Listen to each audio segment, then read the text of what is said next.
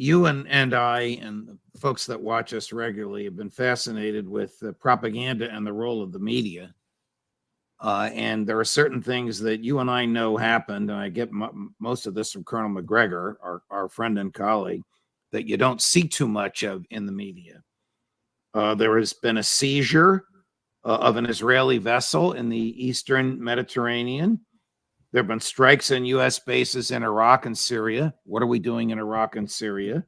There have been more than 1,000 Hezbollah missiles filed into northern Israel. The IDF has fired sophisticated weaponry 25 miles into Lebanon. There's a hot war going on in the West Bank, and there's a flotilla of 1,000 Turkish commercial vessels making their way towards Israeli ports. You don't see any of that in the Wall Street Journal or the New York Times or the Washington Post. And it's incredibly important. And if this was a movie or a Netflix TV series, right, this would be where the season ends, right?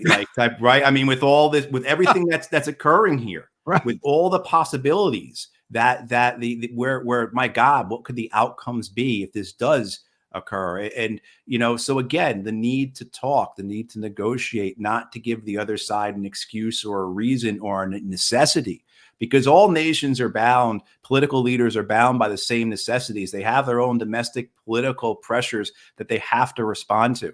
So the idea that Hamas would never have launched an October 7th style attack based upon their constituency being kept in an open air concentration camp is just, the inevitability of not understanding that inevitability is the same as not understanding or how predictable the Israeli response was going to be to that attack, right? The political pressures that are on these leaders. And so whether it's say the Houthi leadership in Yemen, whether it's the Iranian leadership, the Turkish leadership, the Egyptian leadership, they have to balance it, but they are under enormous domestic political pressure to prove to their people that they are not going to let injustices or crimes occur because then they're weak, right?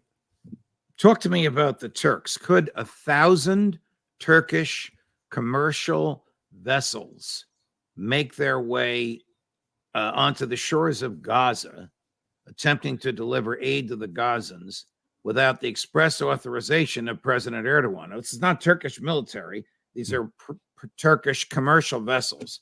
The last time this happened in 2014, the Israelis boarded the Turkish vessel, killed an American, killed 10 Turks, and paid $25 million, a pittance, in return for it. Right. So could a flotilla of this size, 1,000 boats, have happened without Erdogan having orchestrated? And if he did orchestrate it, what's his game plan? Well, and certainly there were after that 2014 flotillas, there have been other attempts to do flotillas to bring, and the idea behind that flotilla was to bring relief supplies to Gaza. It's people under siege, 2.3 million people living under the control of the Israeli army in terms of what is allowed in and out of Gaza. It's been like that for since 2007 or so. So the idea of that was to be as a relief flotilla, provide assistance, provide aid, and 10 of them were murdered for trying to do that. And following that, the various countries in the region, Greece, Turkey, I believe Italy as well, possibly, wouldn't allow other flotillas to go forward. So the fact that you have this armada, basically, right, a fleet of these ships, if the reports are correct, it could not have happened without the Turkish government, without Erdogan saying yes. Now, the question will be, will the Turkish Navy accompany them? I don't know if the Turkish Turkish Air Force has the reach and the range to provide cover all the way down there, but you have this possibility where how will the Israelis respond if the ports in the northern part of Gaza have been destroyed? I'm not sure if the ports in the southern part have been destroyed, but if these ships do show up, will the Israeli Navy and Air Force sink them? Will they kill tens, hundreds, thousands of people? And what will the rest of the world do? I mean, the consequences of this are staggering.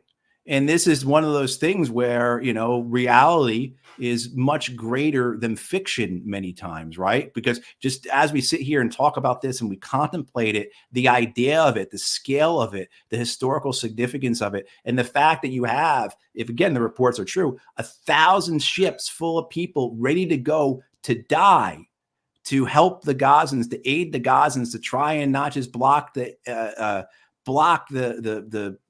sea or stop the blockade, but to stop the ethnic cleansing that's occurring. You know, Right. this is really historic.